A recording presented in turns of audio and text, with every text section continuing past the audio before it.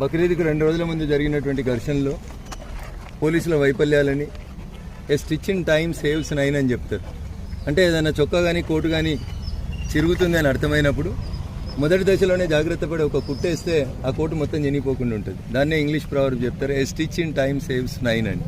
ఉదయం 11:30కు పోయి కంప్లైంట్ ఇచ్చినప్పుడు పోలీసులు నిర్ణీత సమయంలో నిర్ణీత విధంగా స్పందించి ఉంటే మెదక్లో ఉన్నటువంటి ప్రశాంత వాతావరణం చెడిపోయేది కాదు. ఇక్కడ ఎవరికి కూడా ఉద్దేశం లేదు, ఎవరు కూడా ఉద్దేశపూర్వకంగా ఎట్లాంటి హింసకు పాల్పడలేదనేటువంటి విషయాల్ని గౌరవ కోర్టు పెద్దల దృష్టికి తీసుకురావడం జరిగింది. మా ఇరుపక్షాల వాదనలు విన్న తర్వాత పిటిషన్ 21వ తారీఖు వాయిదా వేసినారు. మంచి జరుగుతుందని, న్యాయం జరుగుతుందని, న్యాయం పక్షాన న్యాయమూర్తులు నిలబడతారని నాకు సంపూర్ణమైనటువంటి విశ్వాసం ఉంది. Hope for the best and see you on 21st. కార్యకర్తల కష్టం వస్తే బరాబర్ వస్తామని చెప్పినాం, వస్తాం. నాకు తెలిసినటువంటి అన్ని వృత్తులలో కార్యకర్తల కోసం పనిచేస్తాం. మా పార్టీ బలమే కార్యకర్తల బలం. కాబట్టి కార్యకర్త కోసం ఏ ఎక్స్టెంట్కి పోయడానికైనా